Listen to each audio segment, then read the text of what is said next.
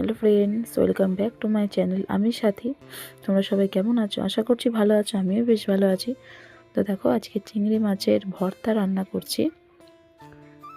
চিংড়ি মাছের অনেকে মাথা বাটা খায়, তো আমি পুরো গোটা চিংড়ি মাছটাই বাটা করব। তো দেখো, প্রথমে কড়াইতে তেল দিয়ে তেলটা গরম করে দিয়ে সুন্দরভাবে চিংড়ি মাছটা নুন হলুদ দিয়ে ভেজে নিচ্ছি। তো এটাকে বেশ কিছুক্ষণ লাল লাল করে ভাজতে হবে। লাল লাল করে কিছুক্ষণ ভাজতে হবে, দেখো সুন্দরভাবে। তো লাল লাল করে সুন্দর ভাজা হয়ে গেছে। তো এটাকে আমি এবার সুন্দরভাবে তেলটাকে ঝরিয়ে তুলে নেব।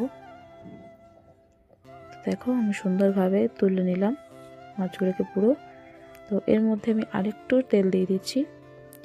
তো তেল দেওয়ার পর একটা শুকনো লঙ্কা, কিছুটা কালো জিরে এর মধ্যে আমি দিয়ে দিলাম। তো এটাকে একটু ভাজা ভাজা হতে দিতে হবে।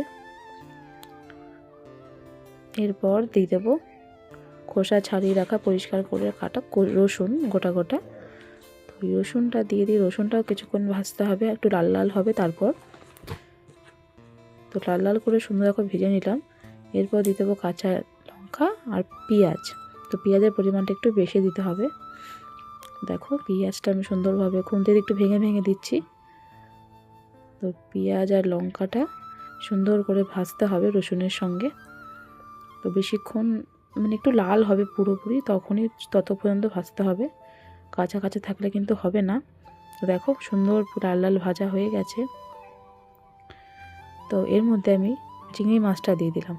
তো এটাকে দিয়ে ভাজতে হবে সুন্দরভাবে ভেজে। তো ব্যাস রেডি, আর কিছু করার নেই। ভাজাটা হয়ে গেলে তো এবার পেস্ট করে নিলেই হবে। কেউ শিলে বাটতে পারো, কেউ মিক্সিতে, তো যার যেটা ইচ্ছা। তো দেখো, পুরো রেডি আমাদের চিংড়ি মাছের ভর্তা। তো তোমাদের ভিডিওটা কেমন লাগলো জানিয়ে, যদি ভালো লাগে লাইক কমেন্ট শেয়ার করো।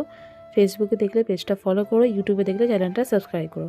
তো টাটা বাই, দেখা হচ্ছে নেক্সট ভিডিওতে।